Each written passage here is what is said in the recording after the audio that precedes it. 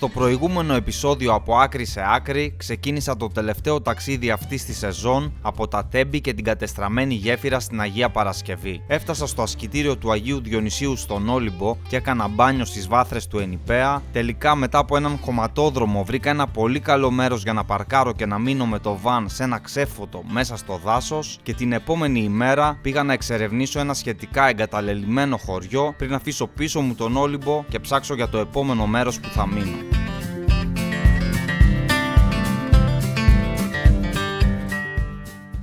Βρίσκομαι στην παραλία Κορινού. Βρήκα ένα ωραίο μέρος και έμεινα εδώ χθες το βράδυ κατεβαίνοντας από τον Όλυμπο. Το βράδυ μου εδώ ήταν ήσυχα και είναι καλό το σημείο στρατηγικά, γιατί από εδώ θα ξεκινήσω σήμερα το ταξίδι μου για να πάω πιο πάνω στη χώρα, πάνω από τη Θεσσαλονίκη, σε μέρη που μέχρι τώρα δεν έχω πάει. Δεν έχω πολλή ώρα που ξύπνησα, σημάζεψα, ντύθηκα, θα κάνω ένα καφέ για το δρόμο και θα φύγω. Γιατί σήμερα θεωρώ πως θα έχει αρκετή οδήγηση η ημέρα μου. Η θερμοκρασία πάνω στον Όλυμπο ήταν πολύ καλύτερη. Εδώ και αισθάνθηκα την υγρασία όταν ήρθα χθες και τώρα με το που βγήκε ο ήλιος δεν είναι και το καλύτερό μου, γιατί ανεβάζει τη θερμοκρασία ο ήλιος. Γι' αυτό δεν θέλω να χάσω και πολύ χρόνο εδώ, γιατί και η θερμοκρασία θα ανέβει και θα οδηγάω μετά μέσα στον ήλιο.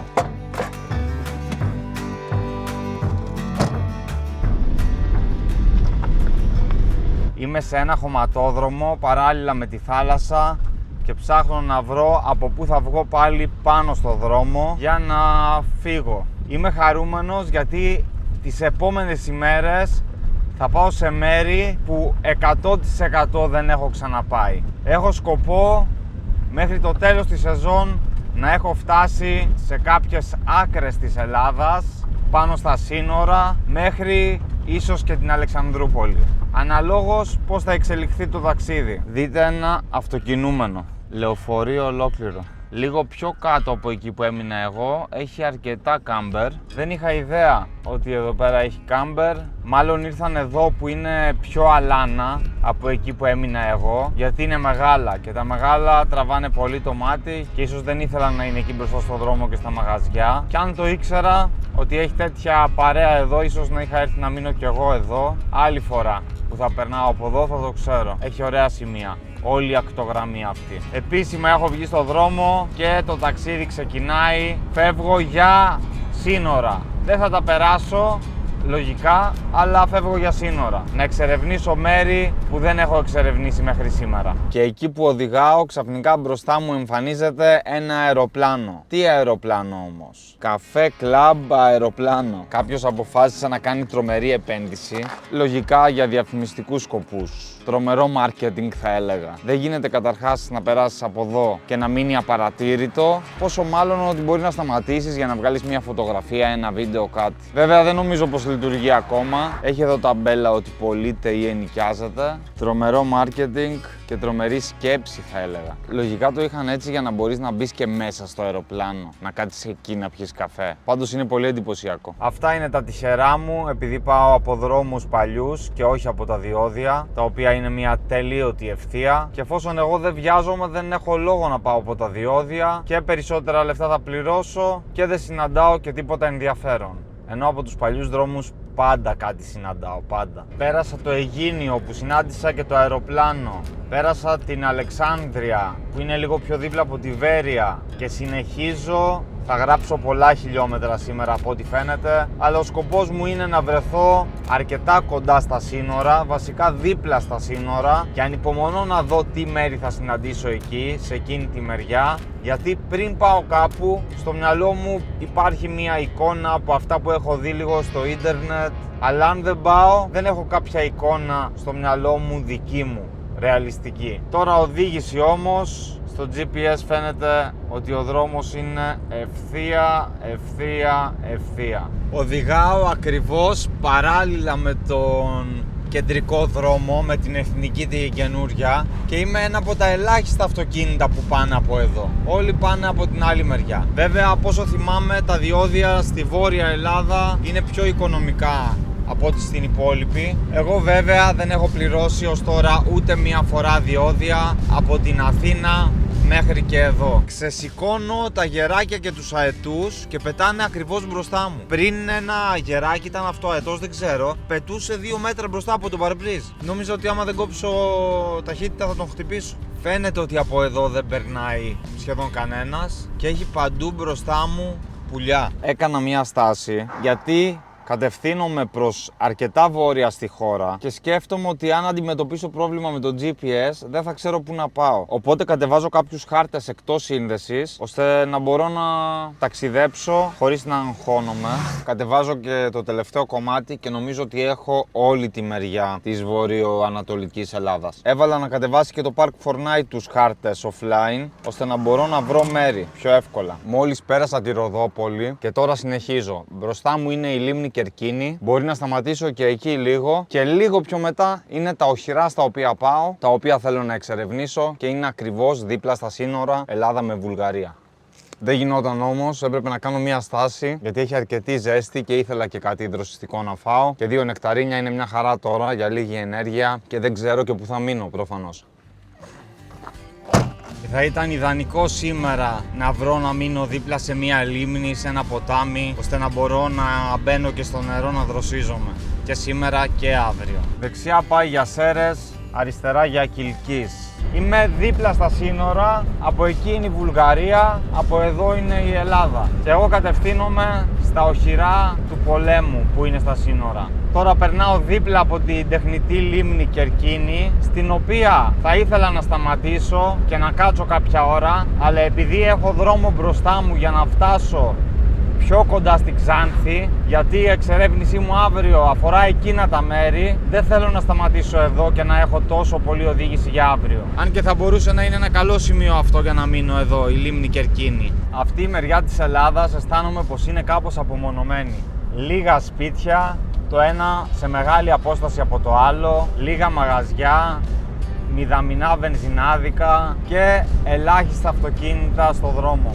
Μια άλλη Ελλάδα εδώ αυτή η μεριά, υδροβιότοπος λίμνης Κερκίνης λέει από εδώ. Μανδράκι λέγεται εδώ το χωριό, παλιακό χωριό και δεν έχω δει ούτε έναν άνθρωπο. Πραγματικά αισθάνομαι ότι κάνουμε κάτι πολύ λάθος που έχουμε μαζευτεί στα αστικά κέντρα και έχουν ερημώσει τα χωριά. Και τι να κάνουμε στα χωριά θα πει κάποιος.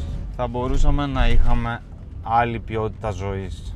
Μπροστά μου είναι η λίμνη, θα πάω να ρίξω μια ματιά πριν συνεχίσω. Δεν γίνεται να περνάω από δίπλα από αυτό το μέρος και να μην κάνω ένα πέρασμα να το δω από πιο κοντά. Και έχει και κάμπερ εδώ. Η λίμνη είναι εντυπωσιακή, αλλά το σημείο που ήρθα είναι αρκετά απομακρυσμένο από το νερό. Όμως φεύγοντας βρήκα βρύση η οποία έχει νερό και με την ευκαιρία θα γεμίσω το βιτίο μου γιατί έχει αδειάσει σχετικά. Και με το λάστιχο που έχω να καθαρίσω λίγο και το φωτοβολταϊκό. Πρώτα όμως να γεμίσω το βιτίο και μετά. Δωρεάν νερό, παντού μπορείς να βρεις στην Ελλάδα, έχει βρύσες και πηγές παντού. Αλλά όταν έχει βρύση είναι πολύ πιο εύκολο να γεμίσω το βιτίο, γιατί τέλος πρέπει να γεμίζω μπουκάλια για να το γεμίσω και χρειάζεται αρκετά. Το βιτίο μου είναι 25 λίτρα και το γεμίζω λίγο πιο κάτω από όσο παίρνει, ώστε να μην ξεχυλίζει κιόλας όλη την ώρα από πάνω.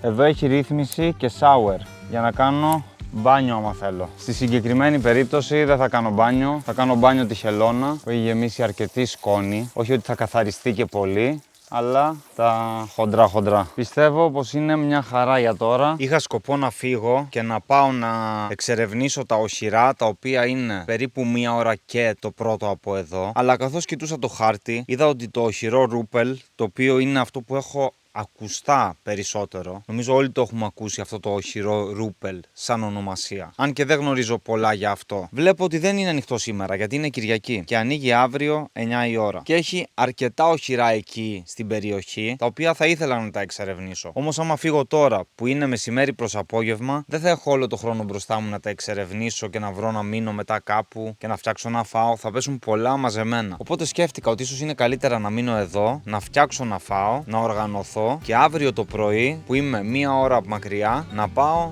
πρώτα στο οχυρό Ρούπελ και μετά να εξερευνήσω τα υπόλοιπα και έχω και χρόνο να κατευθυνθώ προς την Ξάνθη. Μου βγάζει καλύτερο νόημα αυτό το πρόγραμμα. Θα μπορούσα να βρω κάποιο άλλο σημείο που να είμαι πιο κοντά στη λίμνη, αλλά μετά θα κάνω πισωγύρισμα. Θα πρέπει να πάω σε άλλη μεριά και να ξαναγυρίσω αύριο. Οπότε μια χαρά είναι και εδώ. Έχω παρέα και τα σκυλάκια που νομίζω έχω και κάτι να τα δώσω να φάνε μετά.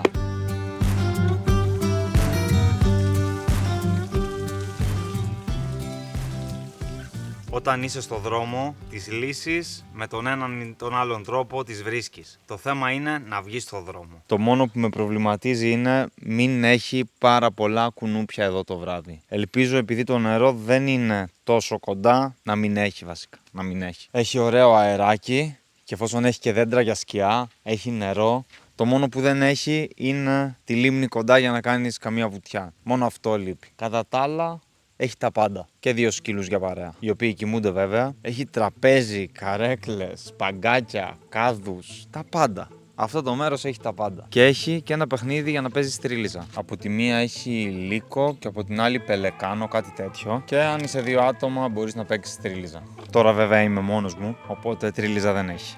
Είναι πολύ ωραίο αυτό που συμβαίνει όταν είμαι στο δρόμο. Αυτός ο αυθορμητισμός που υπάρχει στο ταξίδι. Εδώ έστριψα απλά για να δω αυτή η ταμπέλα που βγάζει και τελικά αποφάσισα να μείνω εδώ και άλλαξα τελείως το πρόγραμμά μου. Αυτά είναι τα ωραία όταν έχεις το σπίτι σου μαζί σου.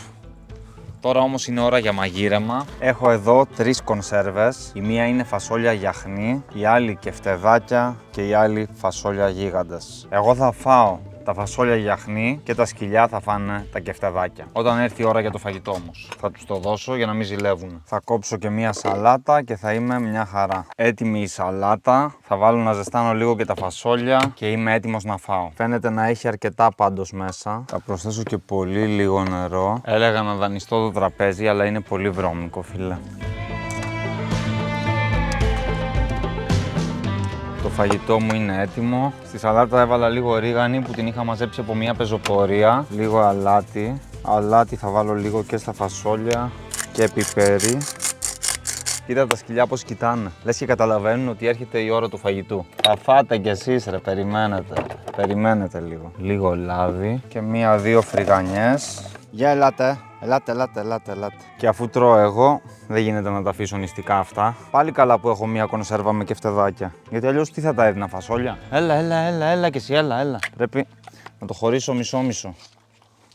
Δεν έχω άλλο. Αυτό ήταν, παιδιά. Το έφαγαν πριν προλάβω να το βγάλω από την κονσέρβα. Και δεν έχω να τους δώσω και κάτι άλλο. Τρώτε φρυγανιές. Και φρυγανιές τρώνε. Τα καημένα πεινάνε πάρα πολύ. Ρε. Η συγκεκριμένη κονσέρβα δεν θα έλεγα ότι είναι και πολύ καλή. Τρώγεται, αλλά δεν με ενθουσίασε κιόλας. Θα έχω αρκετά σκυλιά από ό,τι φαίνεται παρέα τη νύχτα. Από ό,τι μου είπαν όμως κάποιοι άνθρωποι που ήρθαν εδώ και ξέρουν το μέρος, κάποτε, μπορεί και πέρυσι, η λίμνη έφτανε μέχρι εδώ. Και είδα κάτι φωτογραφίες στο ίντερνετ που εδώ ακριβώς είχε βάρκες. Και τώρα η λίμνη είναι πολύ πιο μέσα. Λόγω ότι δεν έχει ρίξει αρκετά νερά. Ας ελπίσουμε ότι φέτος το χειμώνα θα βρέξει τόσο όσο χρειάζεται για να γεμίσουν πάλι οι λίμνες. Έκανα ένα καφέ και βγάζω το πρόγραμμα για αύριο για να ξέρω λίγο προς τα που θα πάω. Είναι μεγαλύτερη ευκολία με το λάπτοπ να μπορώ να δω τη μεγάλη εικόνα από ό,τι στο κινητό. Εδώ είναι τα σύνορα. Εγώ είμαι εδώ και έχω σκοπό τώρα αύριο να ανέβω εδώ που είναι τα οχυρά και μετά να κατέβω πιο κάτω, εδώ έξω από την Ξάνθη, με σκοπό να γυρίσω αυτή τη μεριά αλλά και την υπόλοιπη. Ο σκοπός μου είναι να γυρίσω όλη αυτή τη μεριά της Ελλάδας, την Ανατολική Μακεδονία και τη Θράκη, που ως τώρα δεν έχω ξαναέρθει και δεν έχω ξαναπάει ποτέ. Και είμαι αρκετά ενθουσιασμένος γι' αυτό, γιατί θα εξερευνήσω μέρη που δεν έχω ξαναπάει και θα γνωρίσω μέρη που δεν έχω ιδέα πώς είναι. Είναι ώρα σιγά σιγά να ετοιμάσω το βαν για τη νύχτα, για να κάτσω μέσα. Ο ήλιος μόλις έφυγε, έχει ένα πολύ ωραίο αεράκι και πριν όσο έπινα τον καφέ μου, πέρασαν γενικά αρκετά αυτοκίνητα από εδώ και γνώρισα έναν άνθρωπο που έφερε βόλτα τα σκυλιά και είναι φωτογράφος και μου είπε ότι γενικά εδώ πέρα έχει πάρα πολύ ζωή στη λίμνη. Έχει λύκο, αγριόγατους, τσακάλια. Μου λέει θα τα ακούσεις το βράδυ που θα κοιμάσαι και η αλήθεια είναι ότι μόλις πριν 1 λεπτό τα άκουσα. Θα μαζευτώ μέσα στο βαν σιγά σιγά, γιατί έχω και κάποιες δουλειές να κάνω στον υπολογιστή και τώρα έχω χρόνο, γιατί αύριο είναι μια νέα μέρα και μια ωραία μέρα που έχει πολλή εξερεύνηση γύρω από τα σύνορα της Ελλάδας στα οχυρά της. Τα λέμε το πρωί.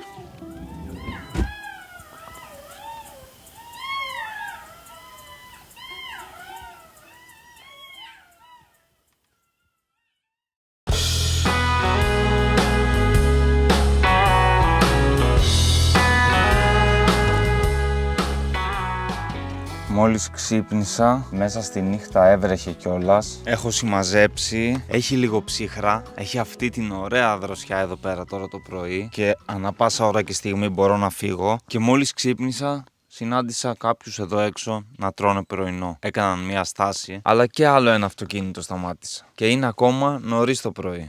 8 και. Δεν θα φύγω κατευθείαν, δεν βιάζομαι, δεν έχω πληθεί καν. Θα πληθώ, θα πλύνω τα δόντια μου, θα κάνω να φάω ένα καλό πρωινό, θα πιω και ένα καφέ και μετά θα φύγω. Γιατί η μέρα σήμερα έχει εξερεύνηση και περιπέτεια και θέλω να έχω ενέργεια. Όμως για να μην το ξεχάσω, έχω να βάλω και κάτι σταγόνες στο μάτι. Γιατί είχα βγάλει ένα κρυθαράκι. Όμως επειδή δεν έβαλα κάποια θεραπεία όταν βγήκε, μετά έμεινε σαν κάπως σπυράκι που άλλες φορές φαίνεται, άλλες δεν φαίνεται τόσο. Και μου έδωσε ο οφθαλμίατρος κάτι σταγόνες για να βάζω για να φύγει. Πρωί, μεσημέρι, βράδυ πρέπει, αλλά μερικές φορές το ξεχνάω.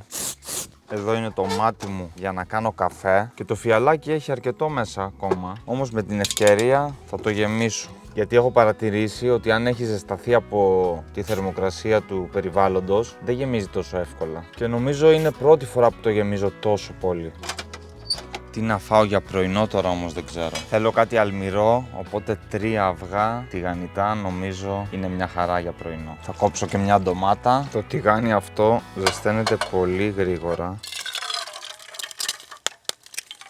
Τα 2 από τα 3 διαλύθηκαν κάπως, δεν πειράζει όμως. Σημασία έχει να τηγανιστούν. Τόσο ενδιαφέρον ύπνο νομίζω ότι είχα καιρό να κάνω. Από τη μία έβρεχε και από την άλλη άκουγα τσακάλια μέσα στη νύχτα να ουρλιάζουν. Και σε κάποια στιγμή είχαν φτάσει πραγματικά πολύ κοντά, τα άκουγα λες και ήταν εδώ απ' έξω.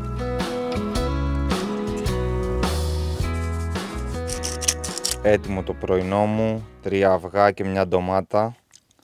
Έχω ετοιμαστεί, κάνω και ένα καφέ να πιω και να απολαύσω εδώ τη φύση και την ηρεμία. Μόνο τα πουλάκια ακούγονται που κελαϊδάνε και μετά ξεκινάει η περιπέτεια για σήμερα. Είναι καλή ευκαιρία να τσεκάρω λίγο και τον αέρα από τα λάστιχα.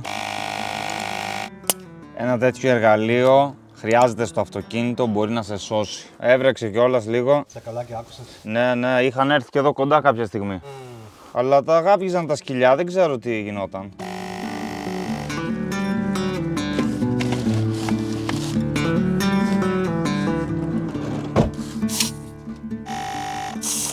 Εδώ είναι ο σταθμός μου φόρτισης και θα βάλω να φορτίζουν οι μπαταρίες της κάμερας, αλλά θα βάλω να φορτίζει και αυτό, να είναι γεμάτο. Φορτίζει μετά υψί και αυτό. Γιατί αυτό εκτός από τρόμπα για να φουσκώνω τα λάστιχα, είναι και booster για να βάζω εκκίνηση στο αυτοκίνητο σε περίπτωση που κάτι γίνει με την μπαταρία. Μία φορά μου έχει χρειαστεί ως τώρα και με έσωσε. Οπότε όλα έτοιμα από εδώ και είμαι έτοιμος να φύγω.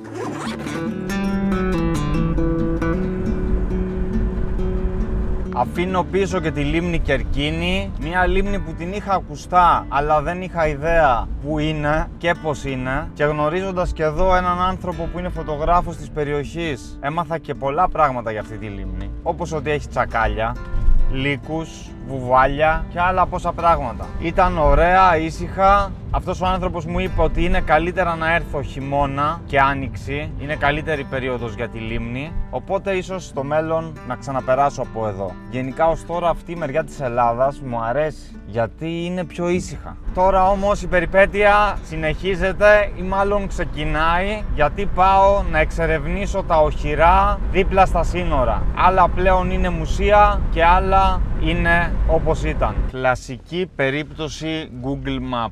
Έχω βρεθεί μέσα σε κάτι χωράφια και σε μια διχάλα που και από τις δύο είναι χωματόδρομος. Και λέω τώρα εδώ κάτι δεν μου αρέσει γιατί έχω μισή ώρα ακόμα μπροστά. Και δόξα τω Θεώ εμφανίστηκε ένας άνθρωπος με ένα τσαλάκι και το ρώτησα και μου λέει πας λάθος, μου λέει, πρέπει να γυρίσεις τελείως πίσω, θα πας προς Βουλγαρία και λίγο πριν φτάσεις στη Βουλγαρία θα δεις ταμπέλα για οχυρό ρούπελ. Όσα χρόνια και να περάσουν, όσο και να εξελιχθεί η τεχνητή νοημοσύνη, νομίζω ότι το Google Map θα συνεχίζει να κάνει λάθη για πάντα. Για πάντα. Αυτό το χωριό που είμαι τώρα εδώ πέρα λέγεται Χαροπό και μου έκανε εντύπωση. Έχει πολύ κόσμο για χωριό και έχει και βενζινάδικο με αυτόματο πολιτή. Βάζεις την κάρτα και πληρώνεις. Κάτι που δεν το έχω συναντήσει ούτε σε πόλεις στην Ελλάδα το συνάντησα στο χωριό Χαροπός.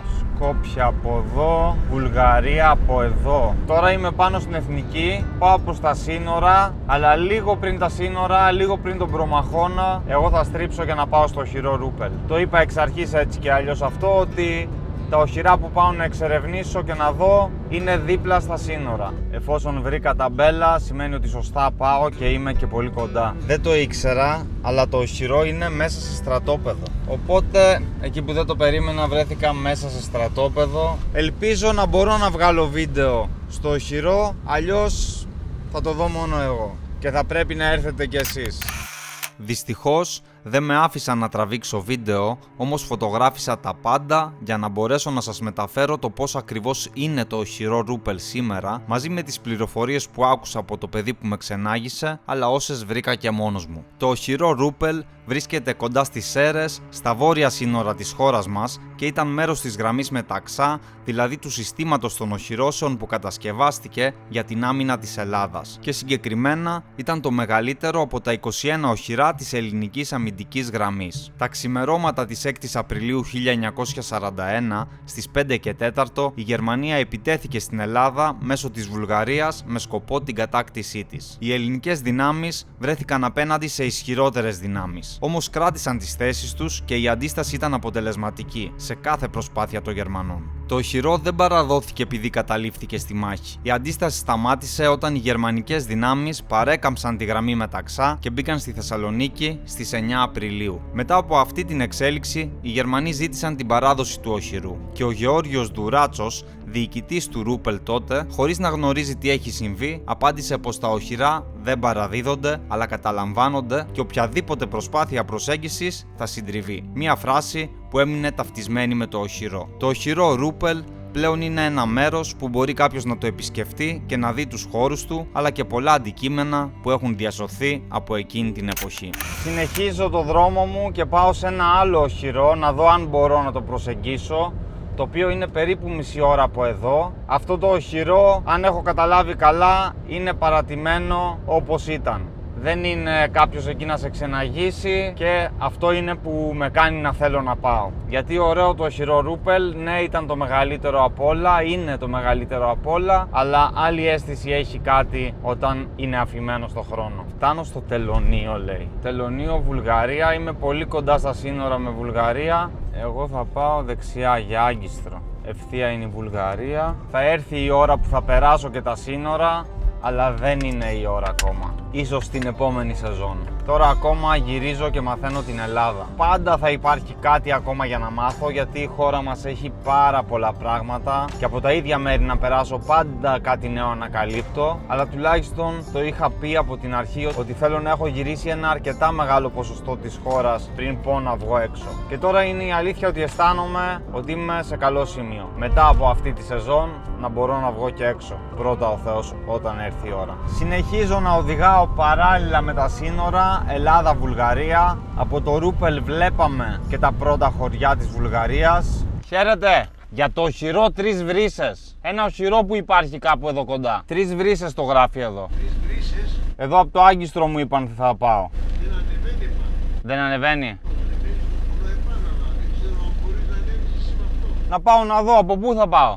Πάει ευθεία ο δρόμος είναι από τα μικρά και είναι αριστερά λιγάκι έτσι. Ευχαριστώ πολύ. Από ό,τι κατάλαβα με αυτά που μου λέει ο άνθρωπος, μάλλον δύσκολο να το προσεγγίσω αυτό το μέρος. Βέβαια στο χάρτη λέει 15 λεπτά, 6,5 χιλιόμετρα.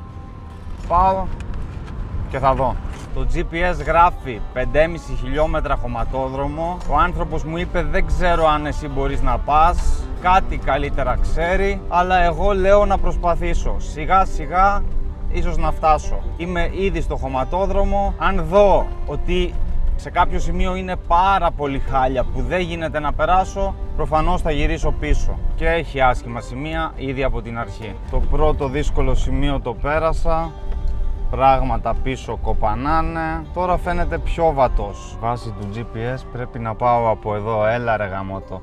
Και τόση ώρα έβλεπα το χωματόδρομο και μου άρεσε. Από εδώ ήταν πολύ καλός. Μακάρι να είναι έτσι και από εδώ. Από εδώ δεν φαίνεται τόσο περπατημένος, αλλά ήδη έχω κάνει 1 χιλιόμετρο από τα 5,5. Σιγά σιγά θέλω να ελπίζω πως θα φτάσω. Ο άνθρωπος είχε δίκαιο, ο χωματόδρομος πιο μέσα γίνεται πολύ ζώρικος και επειδή δεν θέλω να μείνω εδώ και θέλω να το συνεχίσω το ταξίδι μου, θα γυρίσω πίσω. Κάποιες φορές πρέπει να καταλαβαίνουμε και τα όρια μας και μέχρι πού μπορούμε να πάμε και επειδή θέλω να συνεχίσω το ταξίδι μου και δεν θέλω να μείνω εδώ. Μάξι δεν μπορεί να ανεβάσει στροφές. Γιατί? Έκανα βλακεία, πήγα να κάνω αναστροφή και ο πίσω τροχός μπήκε μέσα εδώ σε αυτή την λακκούβα και βλέπετε εδώ πέρα τις ροδιές. Χρειάστηκε να κάνω μπρος πίσω και το αμάξι είναι φορτωμένο και βάρος και δεν είναι και τόσο δυνατό και για μια στιγμή πίστεψα ότι μπορεί να μείνω και εδώ, δίπλα στα σύνορα. Παραλίγο να μείνω δίπλα στα σύνορα. 3-4 χιλιόμετρα από τον πιο κοντινό οικισμό και μέσα σε χωματόδρομο. Ποιος θα ερχόταν να με πάρει από εδώ, αν έμενα? Ποιος? Πραγματικά, δόξα τω Θεώ, όλα καλά. Δεν είναι ότι ο χωματόδρομος είναι δύσκολος αρκετά, είναι ότι είναι και ανηφορικός. Και είναι πολύ ανηφορικός. Και δεν μπορεί το αυτοκίνητο να ανέβει.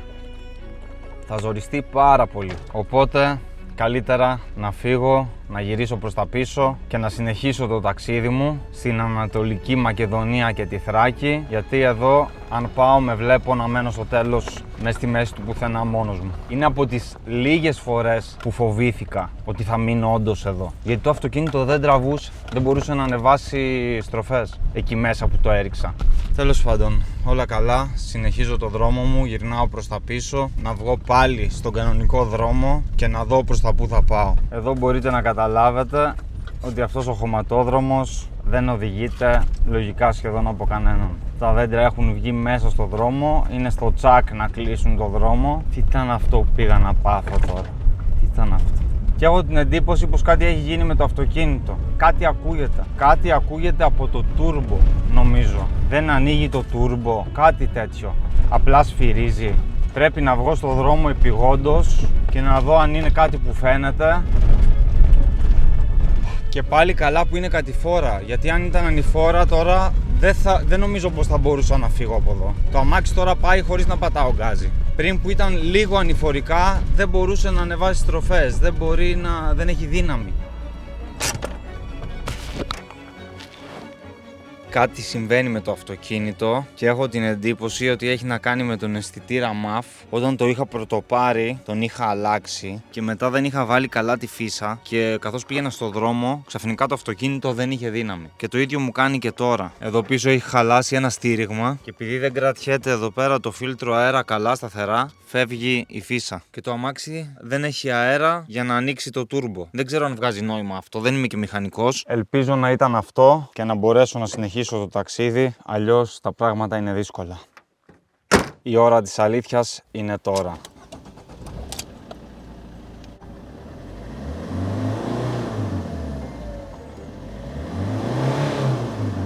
Πριν δεν ανέβαζε στροφές ούτε στο ρελαντί.